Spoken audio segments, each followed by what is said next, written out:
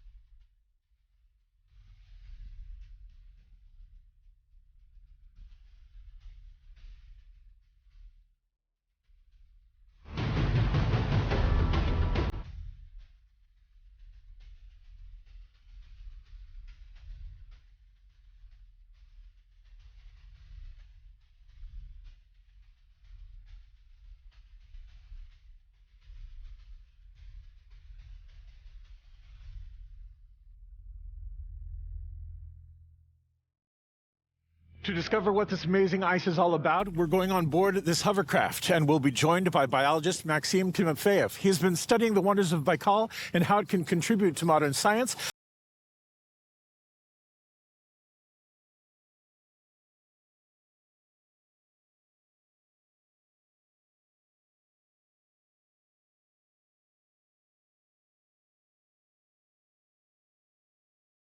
Hi. Hi. Thanks for meeting us out here. Incredible view, I can say. Tell me first about Baikal. It's pretty old. In fact, we don't really know how old, but at least up to 35 million years old. Why is it so different from other lakes, and it shows no sign of drying out? What's the key to its longevity? Yes. Baikal is ancient and estimated to be around 25 to 35 million years old. It's the most, or second most, ancient lake on our planet. A key feature of Baikal is that it doesn't really get older like other lakes. It's constantly growing. Any continental lake slowly fades from the moment it appears. They fill with silt in a process called sedimentation. And little by little, sediment fills the lake to the top, and it's no more. In Baikal, sediment also accumulates, but unlike other continental lakes, it constantly widens. Baikal is of tectonic origin. It's a rift lake. The rift in the Earth's crust is constantly growing, so every year Baikal is getting deeper by a centimeter. The sediment doesn't accumulate fast enough to outpace the lake's growth. Each year Baikal gets deeper and wider by a centimeter or two. It's believed Baikal will become part of the ocean in the future, tearing the continent of Eurasia apart and joining the Arctic Ocean. If I just heard you correctly, does that mean you think that this eventually will become part of the ocean? Yes, this is a hypothesis. Humanity probably won't be around to witness it. It will take tens or hundreds of millions of years. But geologically, Baikal is a future ocean. At some point in the future, there won't be any Lake Baikal, but a Baikal fjord instead. So here's my question about earthquakes. We know that they happen all the time around here because of this continental rift. We know that in 1959, one of these earthquakes deepened the lake by 20 meters. We know that recently there was just another earthquake. Do we expect any more big earthquakes to happen here? Baikal is constantly growing, so earthquakes occur here daily. Every day we have dozens of them, but we register only a few. Stronger earthquakes happen every few months. We had one just this week. It was magnitude 5, and we all felt it. But it's all right, really, if you aren't afraid of a little shaking.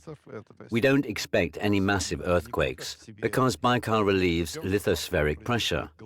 It doesn't accumulate here. No massive energy release is going to happen. Instead, it's gradual. We've adjusted to this and live happily. Cool. Let's take a walk and see what else we can find around this great big lake. Okay. So Maxime, If you take a piece of Baikal ice, it is astonishingly clear. Why is that? I mean, in some places you can see up to 40 meters through the ice. The water is pristine in Baikal. Mineralization here is under 100 milligrams per liter, which is extremely low. It's super fresh water, close to distilled. Very few organic components are dissolved in it. It's not just clear, it's so clear that you can drink it. So when it freezes, the ice is as transparent as glass.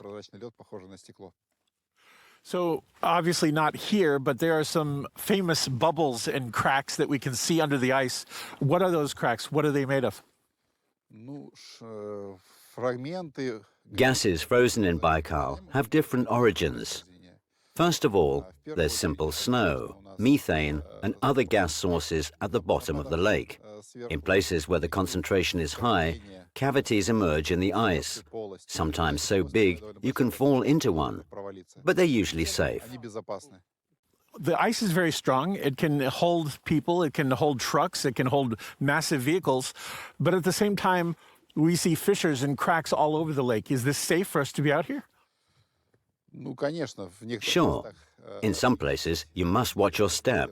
There are places where the ice is constantly moving. Some cracks always move when the ice sheet is forming, creating cavities that are in fact good for local fauna. Seals in Baikal use them to survive under the thick layer of ice. In general, the lake is quite safe during certain periods, like in February and March, when you can walk and even drive across Baikal freely. But before and after that, you have to be very careful. As I understand it, Baikal is home to about 3,500 endemic species unique to Baikal, which is more than any other lake in the world. Why is it so special here? Is it because of the size of the lake? I'd say it's the age. Baikal is not simply big, it's ancient. Its basin is over 25 to 35 million years old. Over that time, the fauna has evolved greatly. At some point, ancient, warm biome animals lived here. Then ancient cold biome animals. A lot has happened over its long history, which affected the biodiversity of the lake. Then there's its sheer size. Baikal is simply so big that unique species can form in different parts of the lake. Some live closer to the surface, some live at the coastline, some in the extreme depths, 1.5 kilometers down. Baikal is 1,642 meters deep. Even at the deepest point, unique life forms exist. Species in those biomes are not alike, and the more varied habitats you have, the more diverse the fauna. That's the reason so many species exist in the lake, and we suspect the surface has barely been scratched. Conservative estimates suggest only half of all life forms in the lake have been discovered, while optimistic estimates suggest only a tenth are known to us. So we hear about environmental crisis here in Baikal from time to time. You've said that the lake can actually clean itself. How does that work? When we talk about the environmental crisis around Baikal, we have to understand that Baikal is a gigantic lake. Its surface area is comparable to that of many European countries. So we cannot say that the whole of Lake Baikal is in crisis, or that there is no crisis at all. Some areas have real problems, especially those affected by human activities, near towns, villages, and tourist facilities. Still, 99% of Baikal is a self-cleaning ecosystem. Anything that lands there naturally, any organic substance, wind-blown dust and debris, is quickly dissolved in the water due to the low level of mineralization. The water in Baikal is almost distilled. What remains is consumed by the local microorganisms. There is very little organic matter in Lake Baikal, so the competition between the many endemic species is fierce. Everything gets eaten up, so Baikal has a system of biological self-purification. This is why the lake's water has stayed uniquely pure for millions of years. In some areas, however, human influence has exceeded the system's ability to purify itself, leading to various crises. This mostly affects shallow arms or isolated parts of the lake. But thank God, so far Baikal has managed to mitigate all the problems humans have created. Climate change. It's a big trigger for a lot of people. How does climate change affect life here in Baikal? Global warming is a funny thing to talk about when you're at Lake Baikal in winter. You see, Baikal is a territory with a strongly continental climate. So the negative effects of global climate change are felt here more than anywhere else. We're seeing more climate anomalies, with hotter summers and colder winters, more winds and storms than usual. It's all because the relative balance of the climate is being upset. Baikal has its own story to tell about global climate change.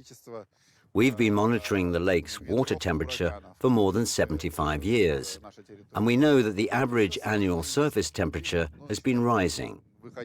In 70 years, it has risen by more than 1 degree, which is a lot for a lake as cold as Baikal. Changes in surface water temperature have a direct impact on so-called primary production, that is, the population of microscopic algae that live in the surface layers and produce organic matter. Cold-loving algae decrease in number, while warm-loving species increase. This leads to fundamental shifts in Baikal's ecosystem. It's hard to say how this story will end.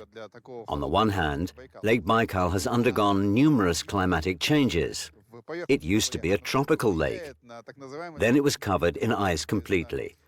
But each of these changes brought dramatic shifts in the composition of the ecosystem and its biological characteristics. Throughout its existence, humankind has witnessed the lake in one state, the state it is in today. If this state changes, I'm afraid that neither society nor the economy around Baikal will be prepared, especially if change happens quickly. So what researchers need to do is find out what's happening and what to expect. Something that I wanted to ask you about that you have specific expertise in is some of the species here in Baikal might be able to help scientists in medicine discover new antibiotics. Tell me more about that. Baikal has unique deep water fauna. The deep-dwelling species of Lake Baikal are an interesting phenomenon. You see, there is not much food down there, so the bottom organisms, called scavengers, don't have any other options but to feed on decaying biomass, such as dead organisms, that are often the source of various infections. As a result, there are thousands of scavenging organisms living at the lake's bottom that produce antibiotics to combat various infections they get with food. The antibiotic substances they use are concentrated. No one has ever looked into this before. No one has ever had access to these thousands of species with their highly effective bioprotection mechanisms against infections. So we picked this area for our studies. Once we started, we immediately came upon a vast number of potential antimicrobial compounds and even described a new class of antibiotics, baikalomycins. I believe many more groups of antimicrobial compounds produced by Baikal's organisms and having potential for pharmaceutical application will be found in the decades to come. It's a long way, of course, from the discovery and first characterization to the pharmaceutical market and medical use. But still, the Baikal fauna is a valuable source of potential bioactive compounds with an antimicrobial effect. Okay, so I have to ask, almost as a novelty, but it's really cool. Baikal ice caves. They're not found anywhere else. So why do we find ice caves on this lake? The waters of Baikal are very mobile. There's always something happening, either due to strong humid winds or to the movement of the waves running into the shoreline and destroying it. The erosion of the lakeshore, its continued destruction, results in the formation of deep caves, So in the autumn, when Baikal starts to freeze over, when ice is formed, it's usually the season of storms on Baikal. The caves are showered with water from storms, forming the breathtakingly beautiful ice grottos famous on Baikal. Due to their unique aesthetic value, the caves are a fascinating tourist attraction and one of Baikal's iconic landmarks. You have to see Baikal's ice caves at least once in your lifetime. It's an absolute must. They are really beautiful.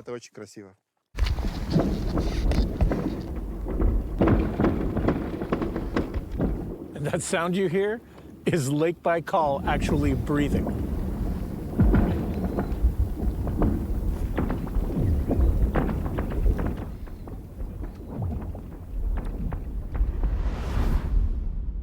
Baikal is enormous.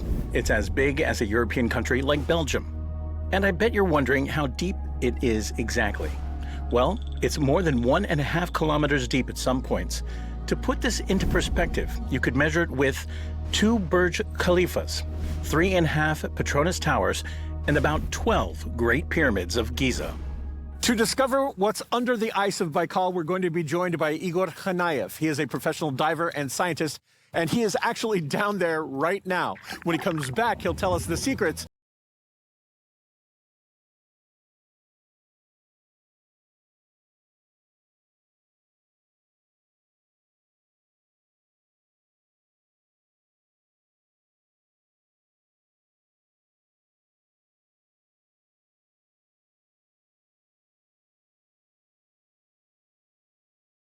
Igor, thank you very much for taking the time. I have to ask, it's cold, it's dangerous, it's icy by the nature of it. Why do you do it? Well, humans are made in such a way that they get used to anything. You only feel the cold for the first 30 seconds, a minute at most. The cold burns your face, but everything else feels pretty normal. You start feeling cold if you don't move enough underwater. You really start freezing after spending 30 or 40 minutes down there. Speaking of how dangerous it is, the cold itself isn't the main danger. There are other factors there that shouldn't be overlooked. Jacques Cousteau and his famous team, they even did their diving in Baikal in the wintertime. What can you find under the ice during the winter that you can't find in the summer? First of all, what you find there is clear ice. It's amazingly clear.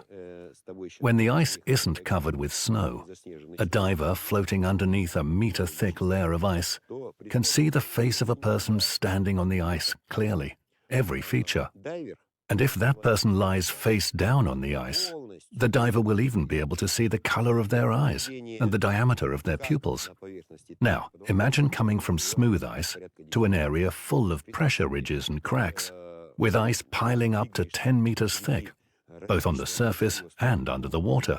Imagine moving among all those massive structures and shapes made of ice, and they're all transparent, the ice sparkling and playing in bright sunlight.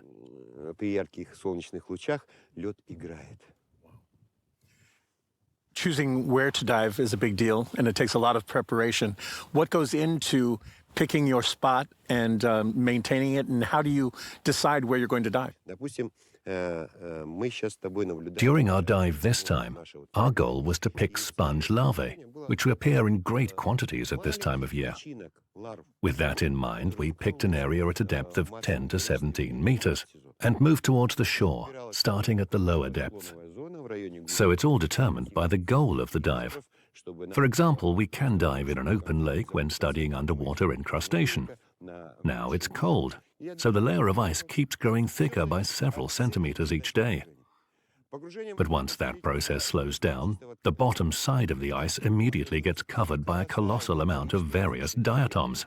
It's like walking among vegetable patches in a garden, only in this case they're above you, on the bottom surface of the ice. What kind of equipment does it take to keep you safe and to keep you dry down there and warm? Here's the kind of gear we can use for diving in Baikal. It's very seldom that we wear wetsuits here, so a dry diving suit is a must. Another must is a double regulator valve. We're going to need 2 of those. And that's all because of the cold water. In a wetsuit, you won't last more than 15 to 20 minutes at this time of year. I'm going to use a dry suit with as much layering as possible underneath to keep my body warm for a longer time. So why two regulator valves? In cold water like this, a valve can start free-flowing at any moment. That is, bleeding air out. Another thing, it can just cut off my air all of a sudden. So I have to be alert and always ready to close the faulty valve and switch to the other one. So we always use double-valve scuba cylinders in Baikal. Are you ever scared? Do you ever get frightened from being down there? I mean, if something goes wrong, you're trapped under some pretty thick ice. The thickness of the ice doesn't really matter here. Whether the ice is this thick or this thick, you can't abort your dive and go up to the surface at any moment anyway. The biggest challenge here is the closed space, of course, which scares many people the moment they lose sight of the hole in the ice.